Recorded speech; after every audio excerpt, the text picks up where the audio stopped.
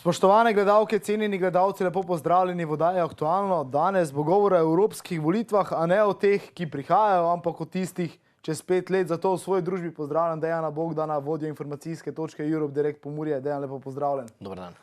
Torej, nekako si se lotil projekta, kaj bodo dejansko tisti, ki bodo čez 5 let lahko volili, kako gledajo na te stvari. Morda, če nam predstaviš uvodoma razloge, da si se lotil tega projekta.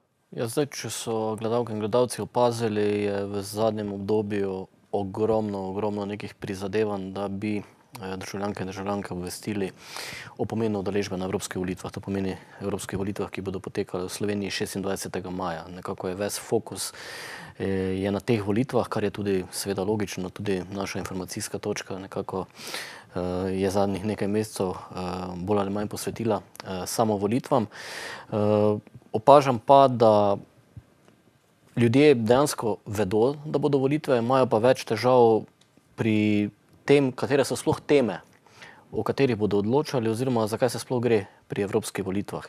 In zato sem se nekako odločil za projekt, ki je usmerjen v prihodnost. To pomeni na generacijo, ki bo lahko na volišča odšla prvič leta 2024. To pomeni danes osnovnošolci. In z njimi sem nekako začel izvajati pilotni projekt, jih seznanjati z različnimi temami vezani na aktivno državljanstvo in Evropsko unijo in nekako si želim, da bo ta skupina mladih čez 5 let dejansko ne samo, da bo motivirana, da se udeleži volitev, ampak bo še bolj informirana o temah, ki so pomembne kot mogoče volivci, ki se na volitve odpravljamo tokrat. Bi lahko morda povedala malce več o sami vsebini tega projekta? Ja, tako kot sem omenil, nekako poudarek je na osnovnošolcih, to pomeni 8. razred, večinoma osnovnih šol. 4 osnovne šole so se vključile in se jim tudi v tej priložnosti zahvaljujem. To so osnovne šole Stročja vas, Mala Nedelja, Sveti Jurij ob Ščavnici in pa Križevci. Nekako uvodoma dejansko je bil projekt oziroma aktivnost razdeljena na 2 dela. V tem prvem delu smo mladim predstavili Evropsko unijo oziroma priložnosti, ki jih Evropska unija ponuja svojim državljanom. Nato pa smo jim nekako poskušali približati pomen samih volitev oziroma kako sploh volitve izgledajo in pripravili smo simulacijo volitev. Ampak da ne bodo gledalke in gledalci mislili, da so bile to, ne vem, zahtevne teme, s katerimi se ukvarjamo mi, ampak bolj ali manj smo se osredotočili na vsebino, ki je tudi mladim blizu, tako so odločali o tem, koliko domače naloge si nekako želijo v šolskem tednu in tudi kako bi bile te domače naloge skozi šolski teden razporejene. In pri tem, ko so opravili volitve, seveda, ko smo imeli te rezultate, smo nekako zahtevali oziroma spodbujali smo k temu, da izrazijo svoje mnenje. Seveda se niso vsi isto odločili, ampak pomembno je bilo, da so potem začeli argumentirati, da so začeli razpravljati znotraj razreda in tako dojeli pomen samih volitev oziroma da dejansko na volitvah sprejemamo neke odločitve. Hkrati pa smo jim v tej prvi fazi tudi prikazali, kako izgleda odločanje na podlagi nekih celovitih informacij in pa kako lahko izgleda odločanje, če so te informacije pomanjkljive. Spet smo izbrali en taki primer, ki je mladim blizu, to so počitnice. V bistvu smo jih vprašali prvem vprašanju, ali si želijo, ali so za počitnice ali proti počitnicam, seveda tu je bilo plebiscitarno za počitnice. Takoj čez 5 minut pa so odločali o tem, počitnice da, ampak brez jesenskih, zimskih, prvomajskih in tako naprej. Seveda tu pa so bili rezultati drugačni. In želeli smo jim prikazati, kako pomembno je, preden greš na volitve, da se dejansko poskušaš čim bolj informirati o vsebini, o kateri odločaš, da potem ne pride do mogoče kakih manipulacij oziroma da nisi na koncu zaveden. Če se ne motim, so se tudi prelevili nekako v vlogo evropskih poslancev. Ja, ta drugi del, ravno danes smo v bistvu še zaključili z zadnjim razredom. Ja, ponudili smo jim tudi možnost, da se postavijo v vlogo evropskih poslancev. Kako je to izgledalo? Dejansko smo jim predstavili 5 tem. Kmetijstvo, podnebne spremembe, raziskave in razvoj, pomoč manj razvitim regijam in pa mobilnost mladih. In med te teme so morali razdeliti 100 denarnih enot.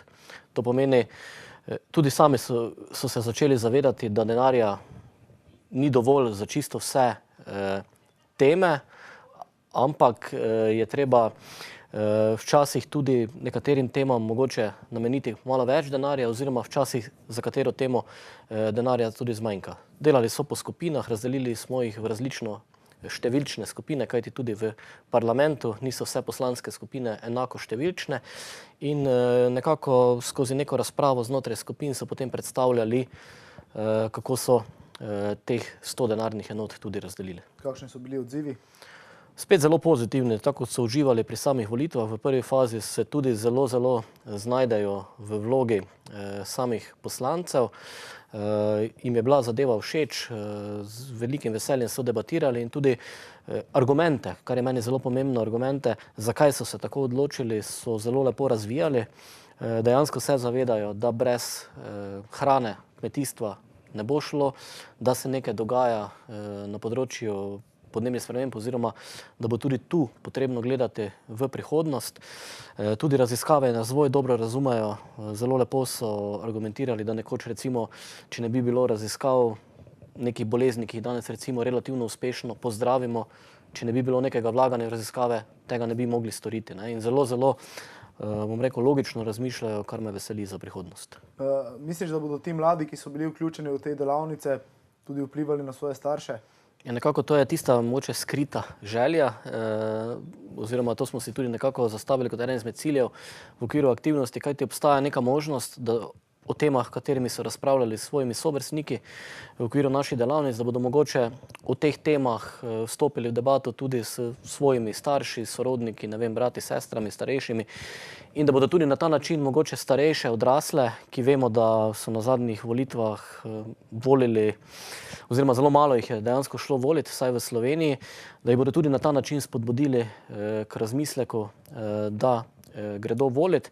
Tudi smo mlade, ki so spraševali, kako pa volitve izgledajo v realnosti, smo jim rekli, ja, saj mogoče pa ni nič narobe, da pospremite starše na volitve in tam mogoče malo opazujete, kaj se vse na voliščih dogaja. To pomeni kratkoročni učinki, mogoče, da vplivamo na odrasle, dolgoročni oziroma srednjeročni pa ta generacija oziroma ti mladi, s katerimi smo zdaj tako intenzivno delali, da bodo res potem leta 2024 že samoiniciativno pristopili k samemu odhodu na volišče. Pa je možno, da bi nekako otroci množično spremljali starše na volišča? Ja, meni bi bil ta pogled zelo zanimiv, da bi lahko spremljali mogoče na dan volitev, kako več generacij mogoče z neke družine odhaja na volišče oziroma da otroci spremijo starše, babice, detke na volišče. Bilo zelo zanimivo. Naj povem, v nekaterih državah se to tudi dogaja oziroma ene države so dejansko na tem področju zelo aktivne oziroma so na ta način tudi zvišale samo volilno udeležbo in tudi na nas, bom rekel, odraslih oziroma vseh tistih, ki imamo otroke, predajamo jim neko znanje skozi vso to obdobje mladosti in tudi, bom rekel, neko odgovornost biti aktivni državljan.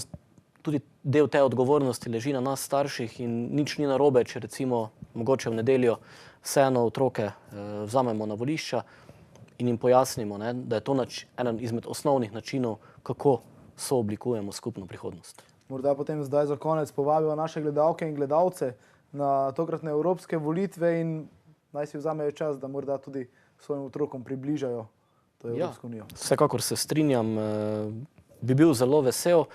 Veseli pa me, da tudi ta generacija mladih, ki bo odšla na volitve prvič leta 2024, da postaja vedno bolj aktivna. Konec koncev tudi na področju podnebnih sprememb so očitno mladi, lahko smo opazili pred nekaj meseci, stvari vzeli v svoje roke. Tako, Dejan, hvala za tvoj čas in za vsa ta pojasnila. Hvala za vabilo. Tako, dragi gledalke, dragi gledalci, vam pa najlepša hvala za pozornost in se vidimo prihodnjič.